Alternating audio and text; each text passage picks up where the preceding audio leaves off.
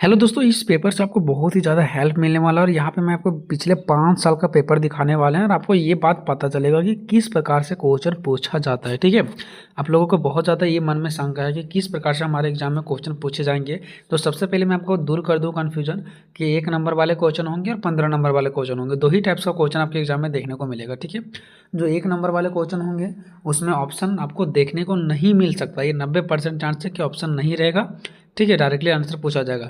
हो सकता है कि ऑप्शन भी मिल जाए, क्योंकि कई बार ऐसा देखा गया पिछले बार, क्योंकि इतना हम लोग पढ़ाते हैं तो आइडिया है। ठीक है, तो यहाँ से आपको मैं पेपर दिखा रहा हूँ। ठीक है, देखिए ये जो पेपर है वो पिछले बार का है। ठीक है, अब यहाँ पे देखिए प्रत्येक शब्द में कौन सा उपसर्ग है, प्रत्येक शब्द में कौन सा उपसर्ग है।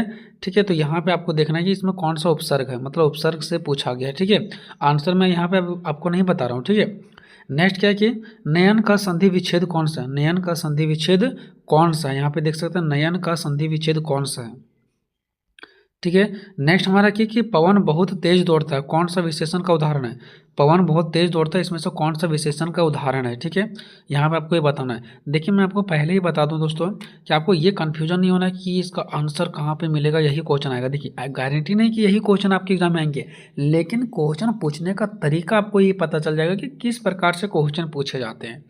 ठीक है, अब आप बोलोगे सर इसमें तो ऑप्शन दिया गया है, लेकिन जो पहले पेपर हुआ करता था ना तो उसमें ऑप्शन दिया जाता था, लेकिन आपके पेपर में स्पष्ट लिखा है कि ऑप्शन नहीं मिलेगा। अब अगर दे देते एक अलग बात है। ठीक है, बस मेरा यहाँ पे मेन मकसद है पेपर दिखाना, बस और बस पेपर दिखाना। ठीक है, नेक्स्ट क्या है, विर्तव शब्द में कौन सा संज्ञा का उदाहरण है, मतलब सब इसी से पूछा जा रहा है। ठीक है, संज्ञा सर्वनाम यही सब चीज़ों से। ठीक है,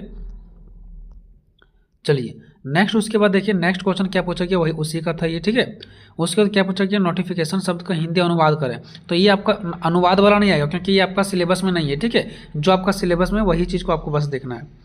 नेक्स्ट देखिए, संज्ञा की परिभाषा बतलाते हुए उसके भेदों का सुधारण वर्णन कीजिए। ये सब क्वेश्चन अच्छे तरीके से करवा दिया गया है। ठीक है, लिंक डिस्क्रिप्शन में जाके देख सकते हैं।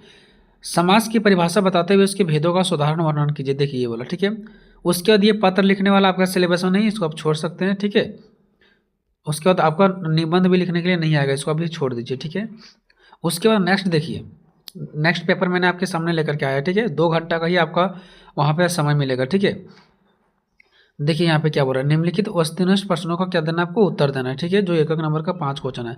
क्या बोला कि किसी प्राणी वस्तु स्थान भाव अवस्था गुण या दशा के नाम को क्या कहते हैं, तो संज्ञा कहते हैं। तो एक चीज़ यहाँ पे आपको ये चीज़ ध्यान देना है दोस्तों कि यहाँ पे बस आपका ऑप्शन हटा देगा, बाकी क्वेश्चन ऐसा कर देगा तो आपको खुद से लिखना पड़ेगा। ठीक है, तो ऐसे भी क्वेश्चन आ सकता है। नेक्स्ट क्वेश्चन देखिए, संज्ञा के बदले जिस शब्द का प्रयोग किया जाता है उसे क्या कहते हैं, संज्ञा के बदले जिस शब्दों का प्रयोग किया जाता है उसे सर्वनाम कहते हैं। हालांकि मैं बस यहाँ पे आपको पेपर दिखाने के लिए आया हूँ। ठीक है, कौन सा प्रत्यय लगाने से मधुर विशेषण भाववाचक संज्ञा में परिवर्तन हो जाएगा। ठीक है, कौन सा इसमें प्रत्यय लगा देंगे ताकि मधुर विशेषण भाववाचक संज्ञा में परिवर्तन हो जाएगा। ये सब मैंने 1 नंबर में करा दिया, अगर नहीं देखें तो वो भी जाकर देख सकते हैं। क्या निम्नलिखित में से विद्यालय का सही संधि विच्छेद कौन सा होगा, सही यहाँ पे हमको बताना कि विच्छेद कौन सा होगा। ठीक है, चलिए तो नेक्स्ट अब हम लोग बात करते हैं क्वेश्चन नंबर 5। निम्न में से देवालय है, देवालय कौन सा, द्विगु समाज है, कर्मधारय समास है, अव्ययीभाव समास है या तत्पुरुष समाज है। ठीक है, ये बताना आपको। नेक्स्ट अब हम लोग आ गए नेक्स्ट ग्रुप में, संज्ञा किससे कहते हैं, संज्ञा के कितने भेद है, उदाहरण लिखिए। देखिए यहाँ पे निम्न उपसर्ग में से किन्हीं 5 से 2 शब्द बनाइए। ठीक है, यहाँ पे देखिए अब निम्न उपसर्ग, यहाँ पे बहुत सारा उपसर्ग दिया गया है, इससे कोई भी आपको 5, कोई भी 5 से 2 को क्या बनाना है, शब्द बनाना है। ठीक है, फिर नीचे देखिए यहाँ पे प्रत्यय दिया गया है, निम्नलिखित प्रत्यय में से किन्हीं 5, यहाँ पे बहुत सारा प्रत्यय दिया गया है, इनमें से किसी से भी आपको 5 से वो शब्द बनाना है। ठीक है, नेक्स्ट है संधि और समास में क्या अंतर है, उदाहरण सहित लिखिए, सारा आंसर करवा दिया गया है। नेक्स्ट है कि किन्हीं 5 के संधि विच्छेद करें, यहाँ पे इतना दिया गया है, कोई 5 का संधि विच्छेद आपको करना है। ठीक है, वहाँ पे दिया तो बहुत सारा, 1 2 3 4 5 6 7 8 9 10 दिया, लेकिन जिसका आपको अच्छा सा आता है उसमें से किसी 5 का संधि विच्छेद कर सकते हैं। नेक्स्ट है किन्हीं 5 समासिक पद के विग्रह लिखें, विग्रह लिखना है आपको यहाँ पे। ठीक है, नेक्स्ट है कि नीचे दिए गए शब्द में से किन्हीं 5 का अंग्रेजी में अनुवाद करिए। अंग्रेजी वाला अनुवाद आपके एग्जाम में नहीं आएगा, ये आपका सिलेबस में नहीं है। ठीक है, ये सब छोड़ दीजिए, शुद्ध करने वाला भी नहीं आएगा, वो छोड़ दीजिए। ठीक है, नेक्स्ट पेपर में आते हैं हम लोग दोस्तों। नेक्स्ट पेपर क्या कि निम्नलिखित में से कौन संज्ञा के भेद नहीं है, कौन संज्ञा के भेद नहीं है वो आपको बताना है। ठीक है, नेक्स्ट है कि जिस सर्वनाम का प्रयोग स्वयं अपने के लिए होता है उसे हम लोग क्या कहते हैं, जो अपने के लिए यूज होता है उसको क्या कहते हैं, बताया गया सब चीज़। विशेषण शब्द की विशेषता बताने वाले शब्द को क्या कहते हैं। नेक्स्ट है कि वर्तमान काल के कितने भेद होते हैं। नेक्स्ट है नमस्ते शब्द का संधि विच्छेद करें। नेक्स्ट है हमारा कि सर्वनाम किसे कहते हैं, सर्वनाम के भेदों का उदाहरण लिखिए। नेक्स्ट है निम्नलिखित में से किन्हीं 5 संधि विच्छेद करें। ठीक है, अब यहाँ पे देखिए दोस्तों, यहाँ पे जो सर्वनाम किसे कहते हैं, सर्वनाम के भेद और उदाहरण सहित लिखें। ये 5 नंबर का है, तो यहाँ पे ज़्यादा बड़ा आपको नहीं लिखना है, ये सब चीज़ों को ध्यान देना आपको। ठीक है, नेक्स्ट है कि 5 का संधि विच्छेद करना है आपको। यहाँ पे किन्हीं 5 का संधि विच्छेद करना है। यहाँ पे देखिए किन्हीं 5 का आपको उपसर्ग में के 2-2 उदाहरण देना है। नेक्स्ट में आपका है विशेषण की परिभाषा देते हुए इसके भेदों का उदाहरण करना है आपको। ठीक है, नेक्स्ट है निम्नलिखित में से किन्हीं 5 प्रत्यय को पहचान कर लिखें, यानी कि इसमें कोई 5 प्रत्यय जो है उसको पहचान करके आपको लिखना है कि कौन 5 प्रत्यय है। नेक्स्ट गांव में है निम्नलिखित समासिक पदों में से कौन सा समास है। ठीक है, कोई 5 बताना आपको।